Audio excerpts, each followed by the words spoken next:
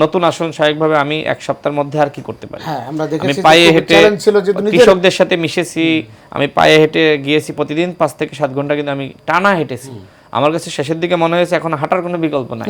যেটা শহীদ প্রেসিডেন্ট জিয়াউর আমরা রহমান দেখেছি মাঠে ঘাটে একদম ক্ষেত খামারে আপনি একটা কৃষকের সাথে মিশে জি গেছেন। সেটাই আমি যেটা আসলে শহীদ প্রেসিডেন্ট জিয়াউর রহমানের জীবনী ঘাট থেকে দেখেছি, তিনি কিন্তু প্রচুর পরিমাণ মানুষের হেঁটেছেন এবং হ্যান্ডশেক করেছেন। ঠিক আমি চেষ্টা করেছি যে তার সেই পথটা অনুসরণ করে যে আমাকে এখন হাঁটতে হবে, মানুষের কাছে যেতে হবে। আমি চেষ্টা করেছি আমার সর্বাত্মক। আমার যে অভিজ্ঞতা, সেই অভিজ্ঞতা আমি বলবো যে এই যে আপনার যেখানে যেখানে বিদ্রোহী প্রার্থী ছিল, সেখানে জামাত শত শত কোটি টাকা বিনিয়োগ করেছে।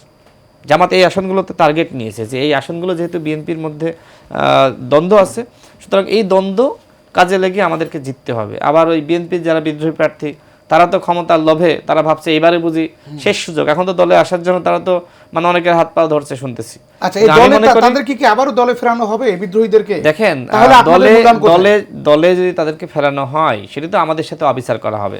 আমি বিশ্বাস করি বাংলাদেশের প্রধানমন্ত্রী তিনি আমাদেরকে, যাদেরকে আসলে হারানো হয়েছে, তারা হারিয়েছে, তিনি তাদের সাথে অবিচার করবেন না। এবং আমি মনে করি এই ধরনের যারা অপরাধী, তাদের জন্য দল চিরতরে তাদের দরজা বন্ধ করে দেওয়া উচিত। আপনি যিনি মানে প্রধানমন্ত্রী হলেন, ওই সময় তো আমরা বলছিলাম যে সম্ভাব্য প্রধানমন্ত্রী। সুতরাং এটি জানার পরেও, এবং আমাদের দেশনেত্রী তিনি মারা গেছেন, আমাদের ছেলে বিদায় নিয়েছেন, সেই শোক কিন্তু সবার মধ্যে আছে। এই অবস্থায় যে ক্ষমতার মোহ এবং দলকে ক্ষতিগ্রস্ত করা, আমার যে ইকুয়েশন ছিল যে বিএনপি 280+ আসনে জিতবে,